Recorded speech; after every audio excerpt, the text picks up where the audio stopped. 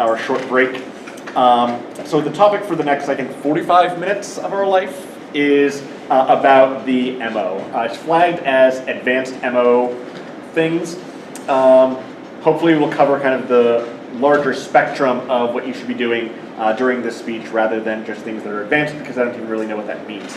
I do want to give two caveats for this lecture before jumping into things. The first is that unlike a lot of the previous lectures, I'm thinking more of the ones yesterday rather than the MG one that we had this morning. This lecture is going to be a lot more subjective than the things that we talked about yesterday. You are encouraged to either disagree or disregard plenty of the things that I'm saying in here, especially as a person that has approximately 0 rounds of parliamentary debate that I ever did. The second thing that is the preemptive caveat is that I think that conditionality is good. I was thinking about this yesterday when walking around, and right around 75% of the people that I ever coached with along the way came from kind of the Ross Smith Wake Forest coaching tree. And that might not mean anything for you, but they basically think that conditionality is one step short of a religious obligation, and that a lot of that has informed my own particular debate practices by coaching with lots and lots of very, very good people over the years. So while I'll be talking about many of the things in this lecture from the perspective that you can jettison strategies that might be conflicting with one another, that while that certainly works in a world of conditionality, there are other ways that even if you have a one-off unconditional counterplan with some dissat alongside it, that this advice might still be useful for you, but it would be modified in some particular way. But just know that if you think that conditionality is evil for some reason, that you will still hopefully get some amount of things out of our conversation.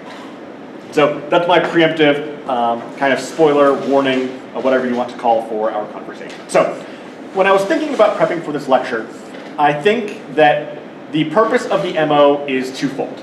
And if you do these two things, you will win your negative debates. Okay?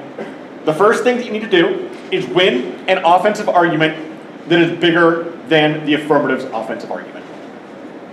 The second thing that you need to do is minimize the size of the affirmative's offensive argument. That's it. If you can do those two things, you will win your negative debates. Because seriously, at its core level, that's all debate really is. Winning an impact that is bigger than your opponent's impact. But with the MO in particular, that you need to have this dual mind about you. Minimizing affirmative offense while maximizing negative offense. And that will inform some of the step-by-step stuff that we'll be working through during this part of the lecture. But that everything returns to that simple sentence. Okay, that's what the MO is about. So, the first thing that I want to discuss, though, is not at all about the actual speech of the MO, but instead what you will be doing when prepping for the MO. Now, it has been a long tried and true statement in the policy debate world that a good negative strategy begins with a discussion of what the 2NR looks like. Okay, you need to know what you want to win the debate on before the 1AC begins. Now, this looks a little bit differently in parliamentary debate because the 2NR doesn't exist. So a lot of that work needs to be informing the way that we discuss the actual MO in our form of debate. So classically, at least for our teams, that when we are putting together a negative strategy, we want either 2 or 3 possible ways to win the debate. You need to have the thing that you actually want to win the round on, you have the backup plan, and you have a break in case of emergency. Okay? So oftentimes these break in case of emergency strategies might be a poorly developed but possible topicality argument. It could be a representational criticism that we read on the case. It could just be like some small thing that's very easy to integrate into the negative strategy that will allow us to give us a way out to win the debate when everything else goes sideways. However, you probably should be preparing for the debate by having 2 things that you could win. Okay? I don't know your particular proclivities as debaters. I'm sure that plenty of you like going for the K. Plenty more of you probably like going for a dissent counterplan strategy. Both these things are good. But when we are prepping in our squad room, we're doing both of those things and reading them all because, again, we think that conditionality is good, and that's why we had the observations above. So in Rob's talk yesterday, he discussed the need for writing the PMC in enough time so that you can have a couple of minutes to talk strategy with the coaches before you run off to the room and the importance in there. And I think that that is even more important for the MO because we need to talk about the probability of what these different strategies will be to be the A and B strat that you would be deploying from the through the round. So apart from this though, I think that the MO what the MO wants to do is start prepping for one of the strategies in the debate. But once that's done, start putting together front lines and overviews for that thing that you think is the A strat. So very frequently, when we're putting together our links for some criticism, we'll talk through kind of the tag level and the warranted version of why that critique link or that politics link might be a good one. However, you as an MO might want to take some time that knowing that we want to go for politics or that we want to go for the CapK, we'll say like, okay, I'm going to start writing my link overview in prep so that that's thinking you don't need to do in the debate and that you can talk through some of the framing questions with your coaches while they're there. Right? So that is the way that you want to be positioning yourself in prep as an MO. Helping get the strategies that you need off the ground, but then specializing on the thing that you think that we will be winning the debate, assuming the debate goes the way that we think that it will. So that's what you want to be doing, I think, in prep. The other part of prep, though, is actually in the round itself. And you should consider what the MO ought to be doing in the PMC while the PMC is being read. I think that you want to be writing down specific warrants in the affirmative that are necessary for setting up the strategies that you want to be employing during the debate. So for instance, if your strategy is going to be predicated on an agent counterplan, for instance, you're going to read an agent counterplan, the politics dissent, that's what you think the A strat is. What you want to be listening for in the PMC is all of the US or USFG key warrants that they are reading. And start blocking those while your partner is giving the LOC. Because you know generally what the counterplan arguments, the solvency argument should be. You know what the politics links will be doing because you've read your files and you've done that prepping along the way. And that is 8 minutes of prep time for you to start putting together what your overview is going to be on the counterplan. So being able to think about where we want to be going in the debate while the affirmative is giving us the links to these things that we want to be doing is a prerequisite, I think, for a clear, organized, and well-warranted MO. The other thing that I think that the MO wants to be doing while the PMC is being read is something that we probably don't talk too much about in Parley debate because it's not really a phenomenon except at Washburn/Missouri and the NPTE where we have actual flex cross-examination time and mile high. I think there's one half of mile high. I don't remember. Everything blurs together. So we don't actually have cross-examination in Parley debate. What we have instead is point of orders, or point of inquiry, POIs. Right. Again, I still don't know how to parley. It's fine. But if you were a Lincoln Douglas or a policy debater, you would have conversations and you would start, doing drills and working on getting very good at cross-examination. And that the MO would be the person, as the 2N does in policy debate, that's giving cross-examination questions to the 1AC. Okay?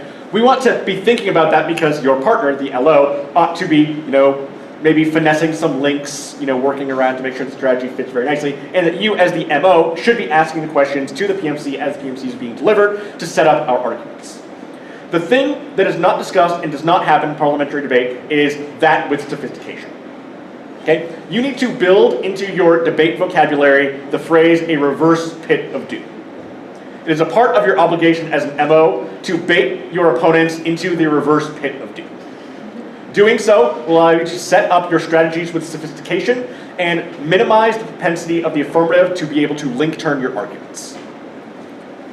What do you think I mean by discussing a reverse pit of doom? Doom. Doom.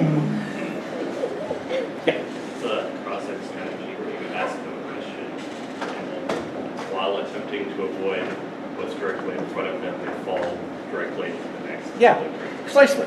Right? So let's think about this in the context of the debate that we had yesterday on, I'm just going to say closing Guantanamo Bay, but it was returning control of the Guantanamo Bay detention facility to the, whatever, closing Gitmo. Okay, that's the res.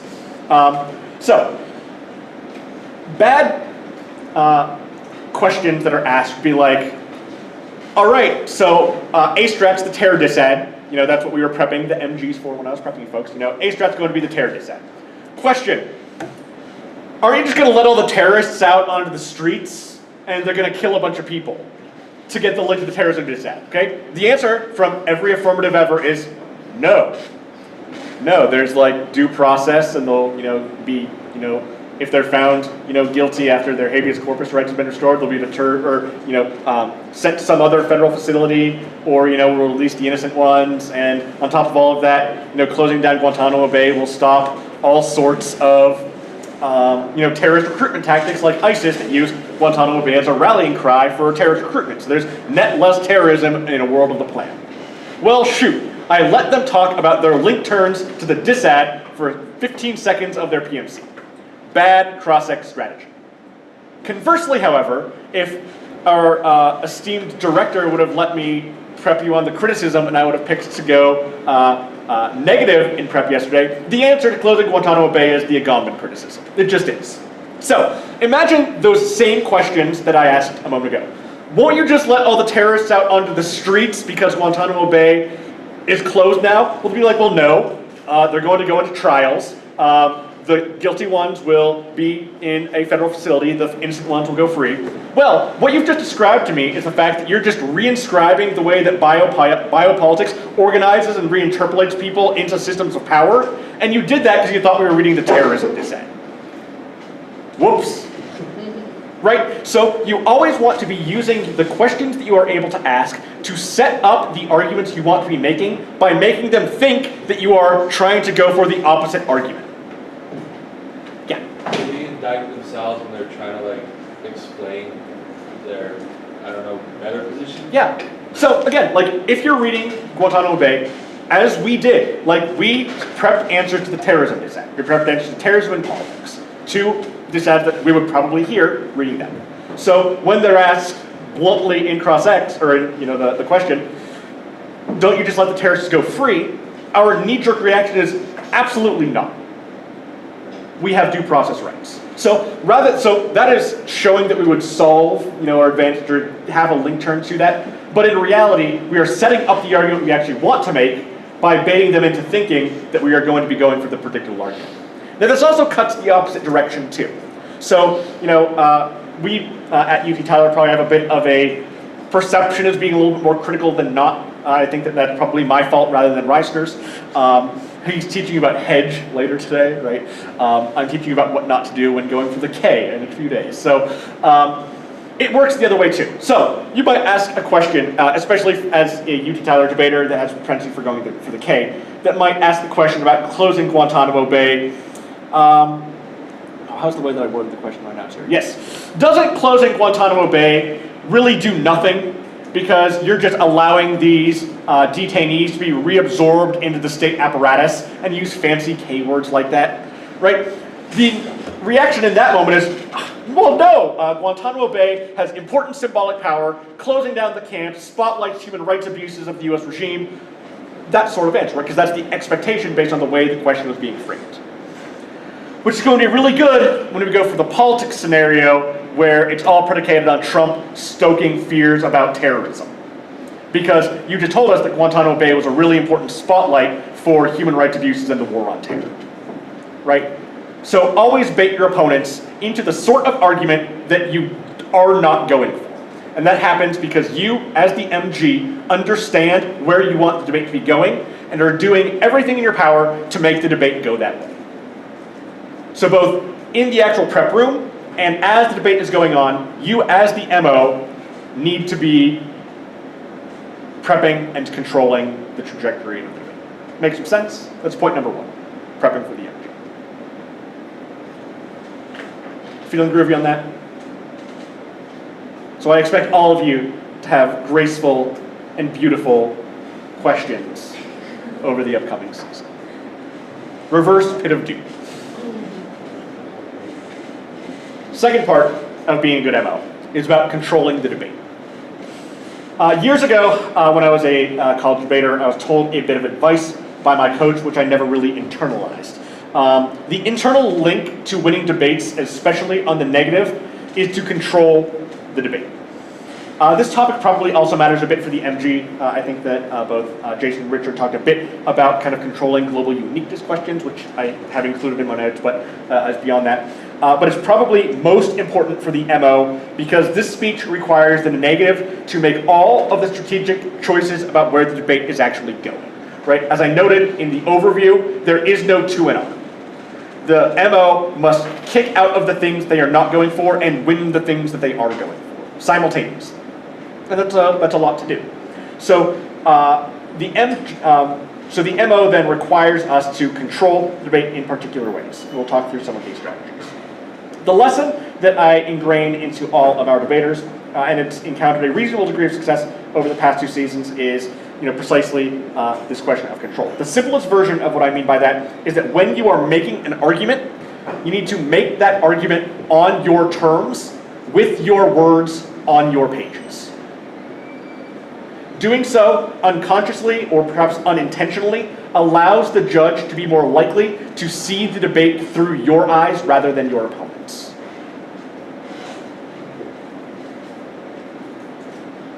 This is hard to do, and it definitely takes a lot of practice and is a skill that you develop over time. But that there are a lot of different ways this would actually, or that it would be instantiated, this would be happening. So, for instance, if you were going for the criticism, you would do the work to show how the assumptions of a particular advantage are emblematic of the link that we are actually describing on the criticism. On a disad, it might be showing how our interpretation of investor confidence is a prior question to business confidence, which means that even if it's true that they will increase business confidence in the work of the plan, if we cannot get investors to perceive the plan would be a good thing, it's irrelevant because the investors won't invest in the businesses, which means business confidence is irrelevant, right? These are all techniques of controlling the questions that matter in the debate. Probably about 1 in 3 debates that I judge, I include at some point in the RFD that one or both teams had a problem of seeing the forest through the trees, right? That we get so invested in the strict line-by-line debate that it simply becomes an exercise in tit-for-tat responses where we don't actually talk about the things that matter.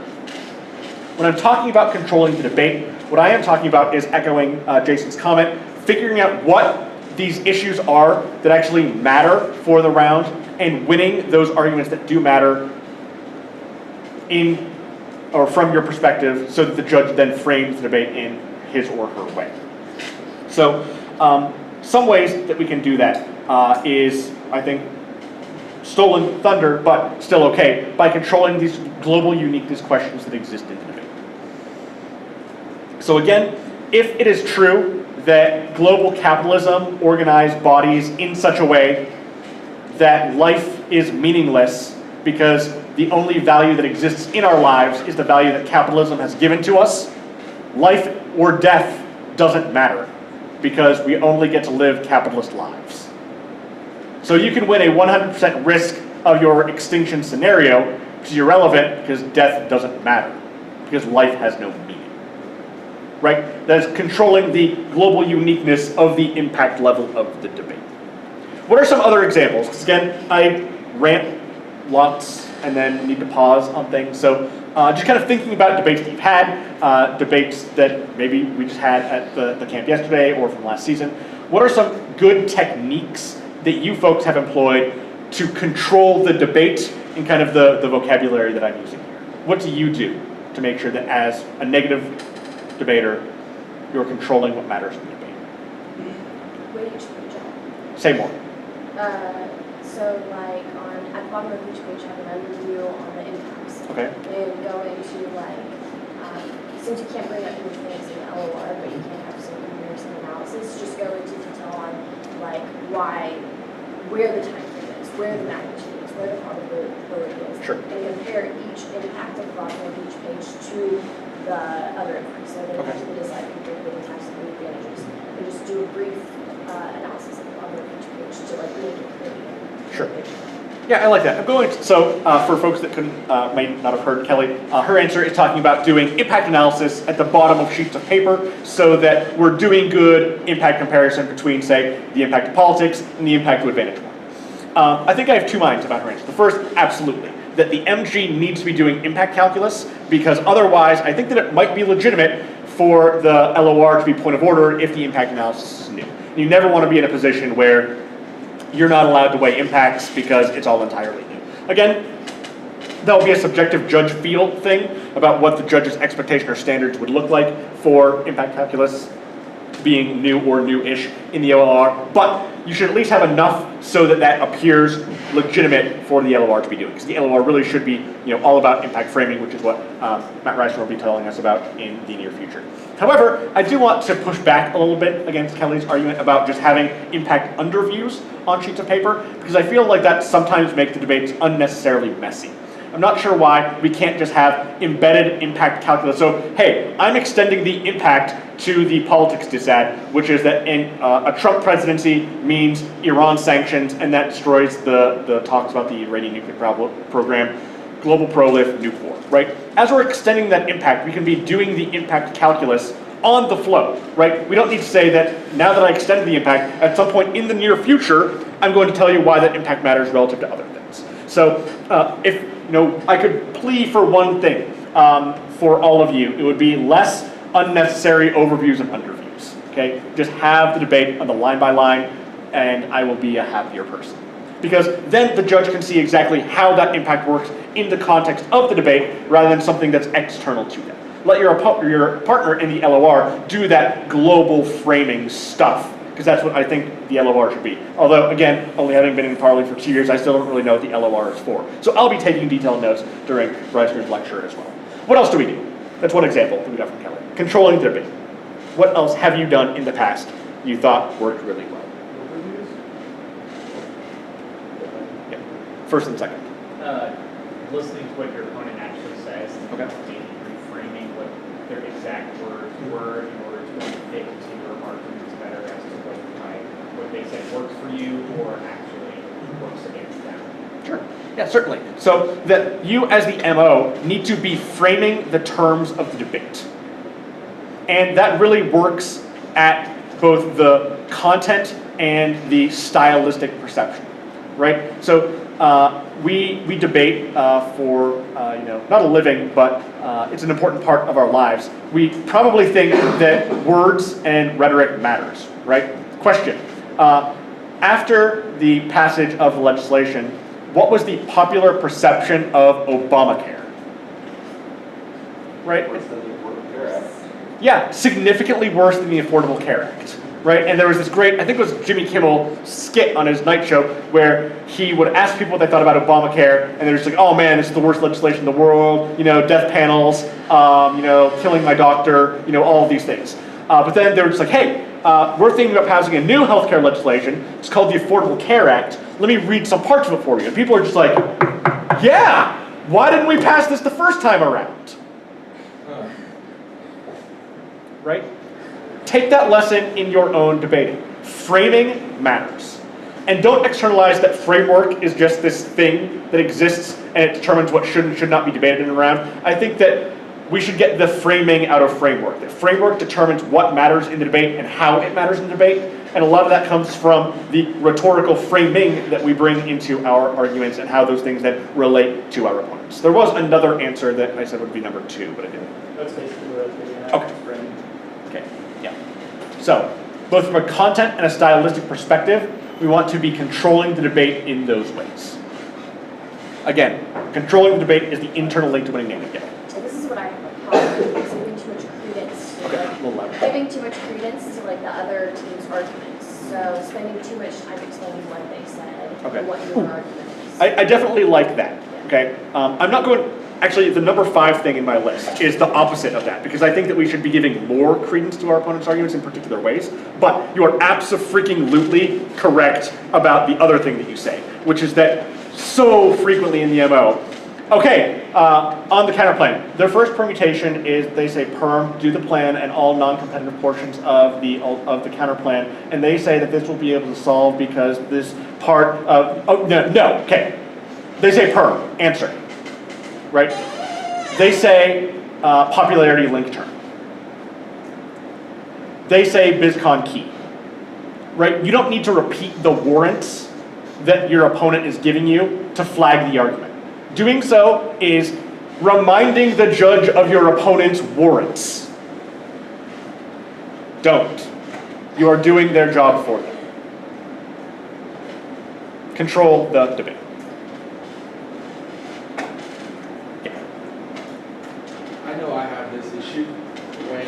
there is something I want to say about a particular warrant or a particular argument that they presented, I feel like I have to surmise their, whatever they said, Yeah. in order to make my analysis seem intelligent Sure. or persuasive.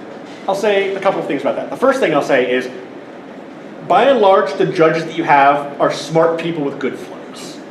Assume that your judge understands the argument. If they don't understand the argument, then you putting it into terms that makes it intelligible for them, it's like, oh, that's what the link turn was. Instead, if you're just like, okay, their first link turn is about popularity. False. Here's a bunch of reasons why, that the public would be really opposed to the plan. Right? Then the judge only understands why the plan is unpopular rather than why it is popular. Okay? Don't do the AF's work for them. Only give the judge enough to reference where they should be on their flow. It's the affirmative's obligation to explain the affirmative's answers. Do you think that would, the better way to do it is labeling? So on their first point on this page, on the second point. The only concern that I have with that, though, is that judges also are humans, right? Sometimes that the 2 and 3 will get muddled into one another. Okay. And then I'll just be like, you say it's number 3, but I listen to 6. What's happening here? So I encourage our debaters to be like 2 or 3 words just to orient where the judge would be on the floor. More than that, you're doing the after work. Less than that, you risk losing the judge. No, this is just something he taught us online. See arguments that are not important.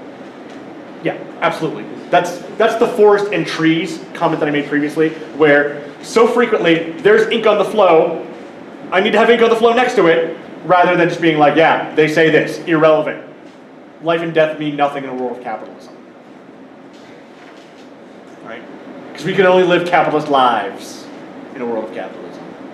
Don't worry, Carver's gone for returning folks. We'll say that a lot less this year. Number 3, take care of the case. I am a firm believer that the single best way to craft a negative strategy is a smart counterplan. I just think that is factually true. It's the easiest way to win a debate. The reason why that's the case is that in approximately 3 sentences, you can moot the entirety of the 1AC, or the PMC. In 3 sentences. Yes, ma'am. 15-minute warning? That's fine. So in that vein then, with the counterplan being the easiest way to win the debate, the way that we frame this for our debaters is that you want to be able to have multiple counterplans in the debate. Not actual material counterplans, but multiple ways to deal with the case in a material way. There are probably 5 of them. The first is a counterplan, very obvious. Read counterplans, use them. They suck up all the F's offense. What are the other ones? How else can we take care of the case? An alternative. Yeah, second, that the K is the root cause, alt solves the case. No. Topicality does not answer the case. It says that the case did not meet its burden of the resolution. Case arguments, right? Actually, reading case defense, impact, link turning advantages, that squirrel solves, all that jazz, right? Case debate is a sign of strength, right? It takes the most time to beat the case with case arguments, but is normally the best. The best warranted. But again, time investment matters. What else? Should have been listening. We talked about one of these yesterday. Disad turns the case. Right? And then finally, which you definitely get in an election year, and it's the best thing that you can do for the disad solves the case. Right? In a world where Clinton is elected president, she will do the plan. You don't need to fee out that jazz. So many, many years ago, my senior year in college was the China topic. We had a China politics scenario. The overview to the 2NC was that Hu Jintao will do the plan as a part of the 5-year plan. He just will. Right? That means that the US doesn't need to pressure the Chinese over the merits of the plan, because that will just embolden Chinese nationalists that will derail the 5-year plan that will otherwise do everything that they need to do. Right? So figure out why Clinton or Trump or Jill Steins will do the plan. Right? So, how do you thread that argument? What do you mean by that?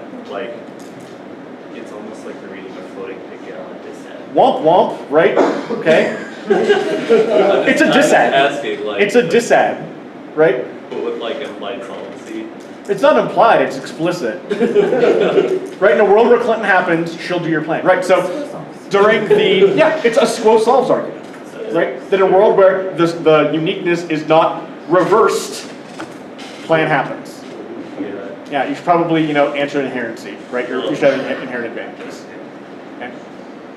So prior to the debate, you want to figure out why each of the different strategies, right, the A, B, and C, will solve the case.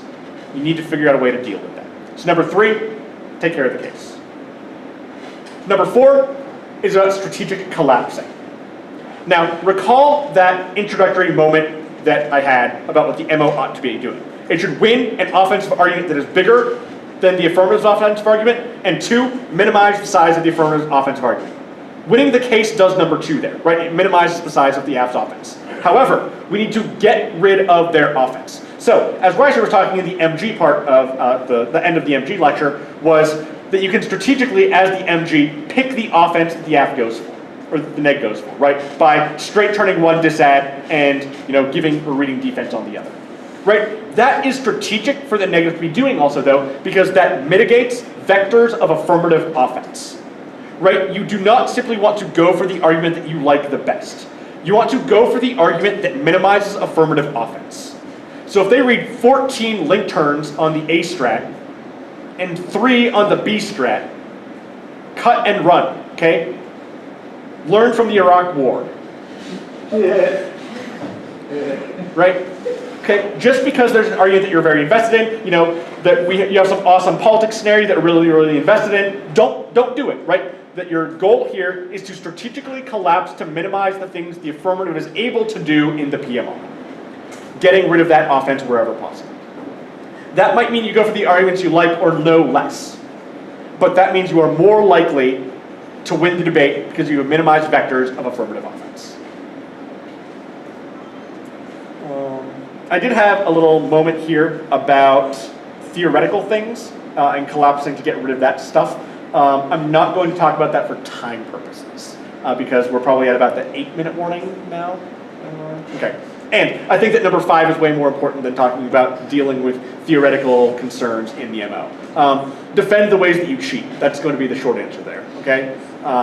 The more cheating a strategy is, the more likely it is to win, but it's also less theoretically justified. So just defend the ways that you're able to cheat. George Washington University many, many years ago were the best theory debaters that I had ever witnessed. And that teams would get into shouting matches before debates about what they should and shouldn't do.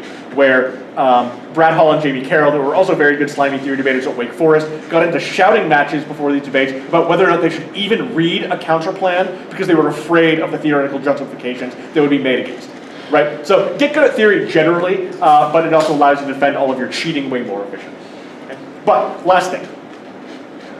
Only win 10%. That's your goal in the MO. Now, years ago, I had a conversation with Casey Harrigan, he's now the director of debate at Michigan State, about talking about why he was so successful in his junior and senior year relative to his freshman and sophomore. And that his answer was a very simple one. This really would be MOR advice if that speech existed, but it doesn't, so it becomes MO advice. His advice was as follows. Assume that your opponent is winning 90% of the things in the debate, and that you are only going to win 10. So this goes back to that comment I made earlier about trusting that your opponents are doing things very well. However, you as the MO need to explain why that 10% is the only 10% that matters. So this again goes back to framing issues and controlling the debate in particular ways. Also, it's a very stark departure from much of the ways that we normally see debates play out. The number of times that I am explained or told by one team that opponent conceded X, Y, and Z, and that means that we win ABC, when I am clearly looking at answers to X, Y, and Z, is astonishing, right? In the contrast, where you assume that your opponents are winning 90%, right, that changes the way you approach the MO entirely, right?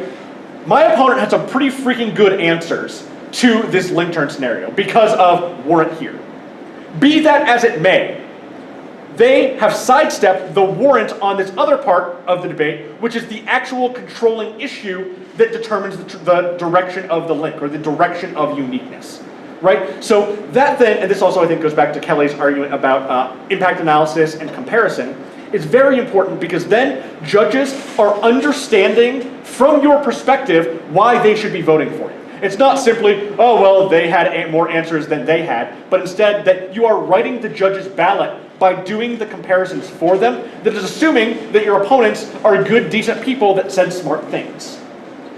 And in contrast, if your opponents are just like, nah, dog, they just conceded a bunch of stuff, extend our things, then when I am looking at my flow, they're simply extending through ink. So assume that your opponents are doing their job. That makes your analysis way more sophisticated. It makes the judge a lot happier because you are developing arguments with care. And it also makes you a better human because you are treating your opponents with dignity. Right? So only assume that you're winning 10%, but tell me why I should care about that 10%. The numbers are also arbitrary. It's a Michigan State thing.